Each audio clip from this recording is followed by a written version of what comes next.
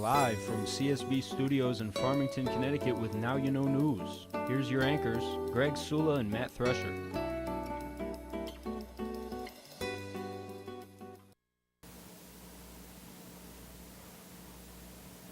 Good evening and welcome to Now You Know News. I'm Matt Thresher. And I'm Greg Sula. Our top story tonight, the ongoing opioid epidemic has led law enforcement in our area to start using a new nickname for a familiar stretch of road. CSB's Joe Tarantino has the story. The pain, the suffering that you go through in dark places, living in dark places, living, every day to get up and go use and use and use. That's all you live for. 65-year-old Samuel Jackson is describing his struggle with heroin addiction at the Northampton Recovery Center, which was launched last October as part of an opioid task force created by Northwest District Attorney David Sullivan. I think it's a severe crisis. We have opioids in society, but it's really transitioned from prescription opioids over to heroin. And in Massachusetts, the death rate's gone from about 450 people dying per year, and then within the last 5 years, that's grown to over 2,000. While the problem of opioid abuse leading to heroin addiction is serious all around the United States, it is particularly severe in the Northeast. In fact, Interstate 91 has been dubbed the heroin highway by law enforcement.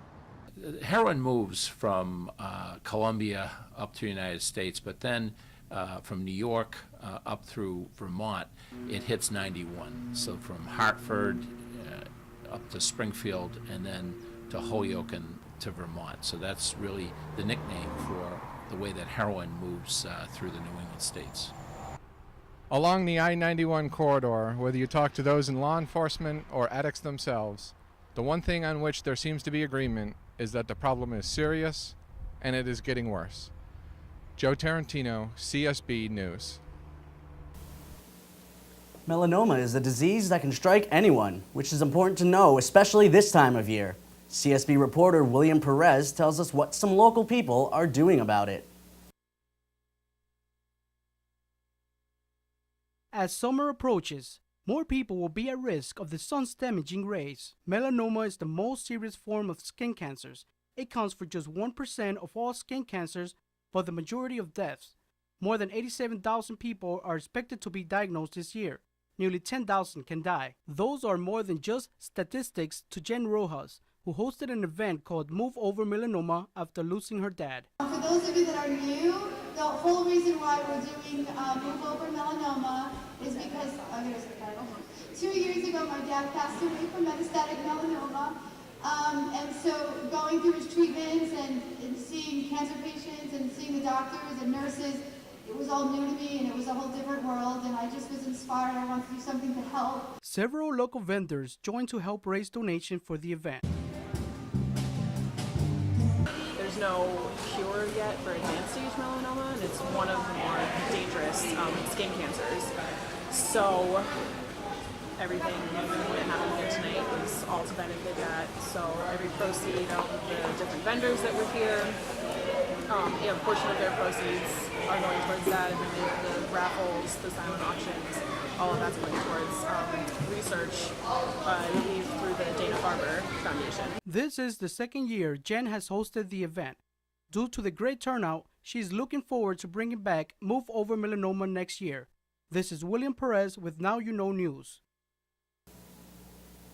Something long associated with summer is baseball.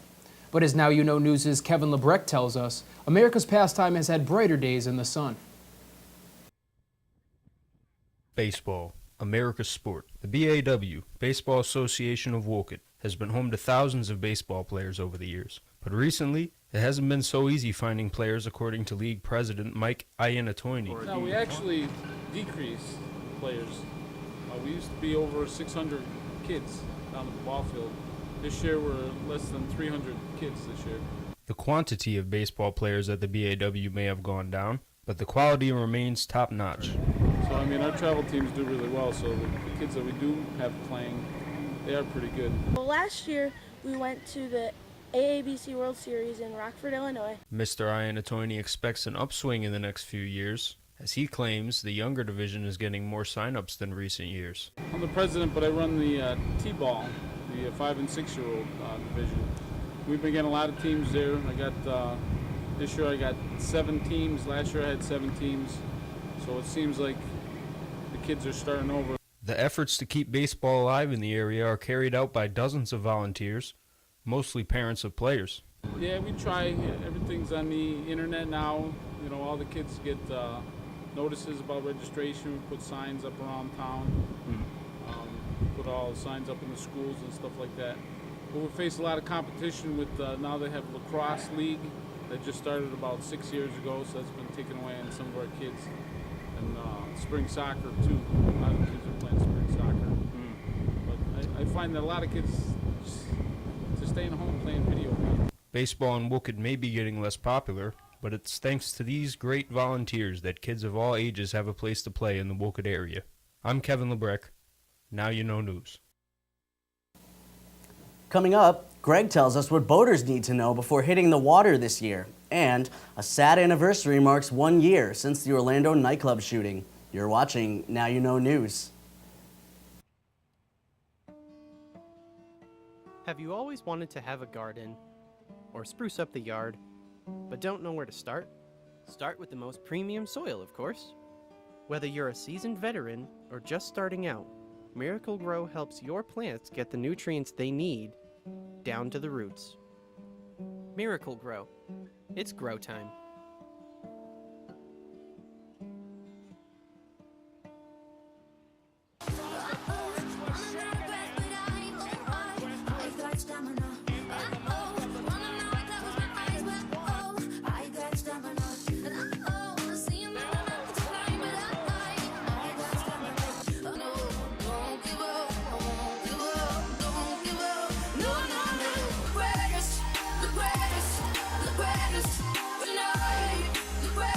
Coors Light, the beer of champions.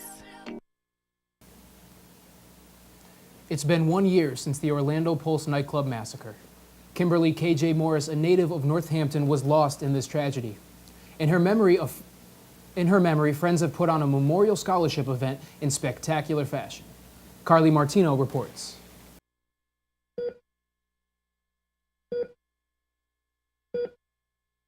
I wanted to wake up and say that it was just a nightmare, that none of it happened. And everywhere I turned, whether it was social media or the news or simply looking through old pictures, it was a constant reminder that this was real. KJ Morris was working as a bouncer at Pulse nightclub in Orlando, Florida, and was a victim of the mass shooting that occurred on June 12, 2016. The impact that her loss had on this community, you could feel it. KJ is loved and missed by so many. She was the type of person who made an impact wherever she lived. She was a local icon in the community, most known for her vivacious drag performances as Daddy K in Northampton's nightclub Divas.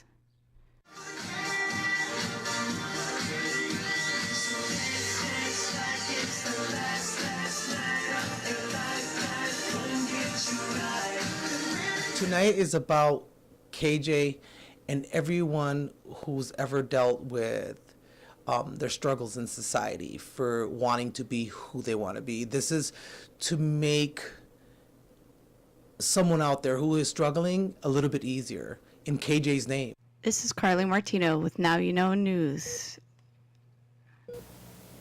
For more information about supporting KJ's Memorial Scholarship Fund, go to www.gofundme.com/KJCares. There is an interesting art show at the campus of Western Connecticut State University. Art from around the world was showcased, and Now You Know News was there to check things out. The subject of art can mean many things to many different people. At the beautiful Ives Concert Park at the Western Connecticut State University, there was something for all art enthusiasts to enjoy. Put on by the Ives staff, including Chairman Frank Herbert and Executive Director Phyllis Cortese, the Art at Ives Juried Fine Arts Show invites and encourages artists from all different forms to put their craft on display, including musicians, metalworkers, jewelers, painters, and many more. Nep K. Lu specializes in origami creations, and this festival enables him to share his passion with a wide audience. I have been doing origami since I was 5, and it is my passion. What we're trying to do right now in the future is to have an origami art gallery downtown Danbury. N.K. Lu Origami. This is a little guy right here. The hat represents my culture. Figures man represent who I am. Origami form represent my passion. It is an I in origami as well, and I stand behind my art. After the day is over, the artists attend a ceremony including food and music to celebrate their work, as well as handing out numerous awards, including this year's Best in Show, Andrew Rouse. I'm going to say thank you, and that's it. Public speech is something I'm not very good at. So Director Cortese also had some advice for Andrew as well. He is thinking about buying something tomorrow. You can go, look, I'm Best in Show. Look, why would you not look? You look Best in Show. So it will close the deal tomorrow, I'm telling you. Once again, it was a great time had by all, and we thank Director Phyllis and congratulate everyone who participated. When it comes to preparing for the warm weather, there is much to be done. Although hard work and dedication is required for some spring activities, the payoff can be very rewarding, especially for some local sailors. Springtime is here in Connecticut, which means for many residents, the start of boating season is here as well. Throughout the Northeast, sailors and boat enthusiasts alike are preparing to enter the water and set sail, many of which are very passionate about the craft. It all got started when I was a kid. I built my first boat with my father when I was 11 years old and was hooked instantly. The process of preparing a vessel to enter the water is a long and concise task. It begins with proper storage at the end of each season to ensure the boat is protected. Boats are often winterized and shrink-wrapped after exiting the water and before being placed in storage. We'll haul the boat out of the water, pressure wash the bottom, then block it, make sure that it's blocked properly for the winter. Most of our customers have them shrink-wrapped with plastic to preserve the outer appearance of them and keep the snow off them. Before re-entering the water, boats must undergo a complete maintenance check and receive any and all services required. This maintenance can range anywhere from restoring cracks in the surface material to engine repairs. The more vessels are serviced and maintained, the less likely they are to have a problem. Once the boat gets in the water, the engines and other systems are commissioned and de-winterized, meaning they're made ready for the summer months. For CSB News, this is Greg Sula signing Coming off. up, a new look at an old friend loved by children the world over. This is Now You Know News. No more heroes when you speak into a God, and some things I feel so odd. And my God, oh my God, ooh, oh my God, tell me what you want. Oh my God, roll with me, oh my God. Heroes, they come out at daytime. Heroes, they come out at daytime. I stay. There are many people fighting silent battles, battles no one knows about. If you are fighting, or if you know someone fighting, please don't stay silent. There is help available. Improvement and recovery are possible.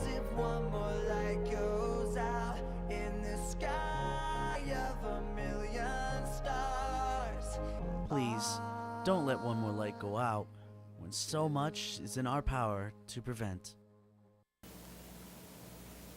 Thanks for staying with us. This is Now You Know News. Summer months are in full swing. The town of Deep River has found a way to enjoy this great weather by hosting a food truck festival and carnival. Here is Amanda Zen with more. It's actually pretty cool seeing all the different food trucks and how the community actually helps all the small businesses. It's pretty cool. It's a gorgeous summer evening. What better way to spend it than at a food truck festival?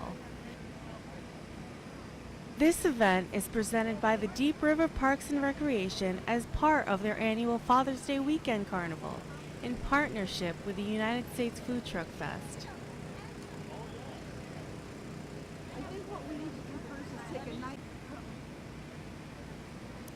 Live local bands, craft vendors, carnival rides, and more.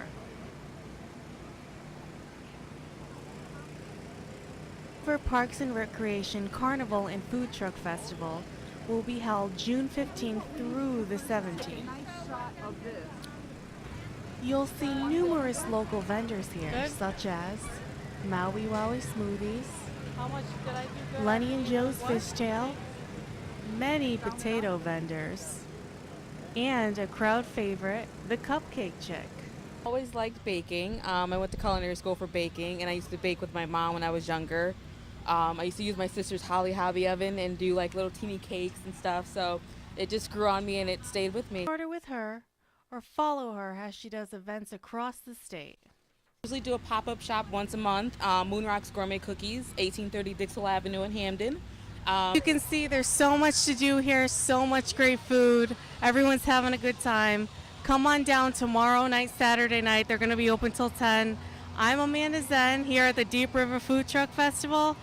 CSB News, have an excellent night. Skateboarding has been around for a while and is just a hobby for some, but as CSB's Michael DeLuca tells us, it's a whole lot more for two brothers. In the town of Bristol, Connecticut, people are familiar with CT Bicycle for its long service to bicyclists, skateboarders, and rollerbladers. Downstairs, a pro shop just like any, but upstairs is where the shredding happens and where friendships are formed. In the summer, this is what a person can expect to see, as people from town usually flock to Rockwell Skate Park in the warm weather. But this doesn't stop two Terryville brothers from doing what they love most, skating together.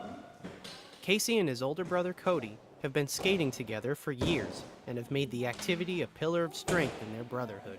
I remember me and my family turned on the X Games for the first time, and my brother was like infatuated with the like fact of like trying out skating, and I think he skated for a few months, and at the time I always looked up to him as an older brother, so I always, you know, wanted to do what he was doing, so I got into it with him as well, and ever since then we've been skating. Not only do they enjoy skating together, these two brothers are always willing to lend a helping hand to any person of any age in their community to become a part of the sport. Now that we've grown a little older together, skating really bonds us a lot, and it's something that we can do together as a family and as friends. Skateboarding teaches understanding yourself, overcoming your fears, and growing together. But at the end of the day, it's all about being happy, having a good time, and making memories with friends. This is Michael DeLuca with Now You Know News. The days of physicians making house calls may be gone, but a world-famous doctor from our area has a new house where you and your children can call on him. Stay tuned to Now You Know News.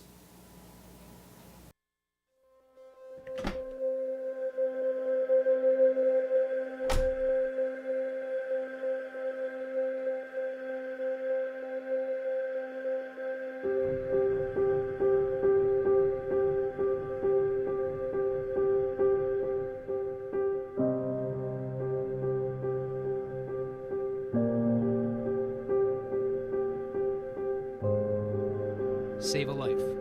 Don't text and drive. What type of person doesn't watch Seinfeld on CSB Connecticut? He's a regifter! Bald men with no jobs and no money who live with their parents. He's a bad breaker-upper. So what type of person does watch Seinfeld on CSB Connecticut? Master of my domain. Such a cool guy. They're men with jobs, Jerry! Watch Seinfeld on CSB Connecticut.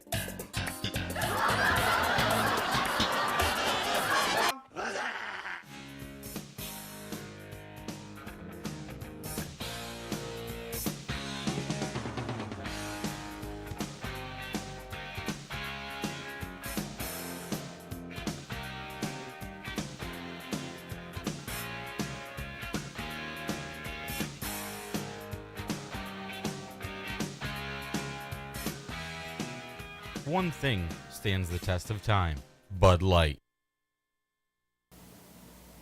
And finally tonight, Springfield's own Dr. Seuss has some new digs, and reporter David Grande paid a visit to see for himself what all the excitement is about.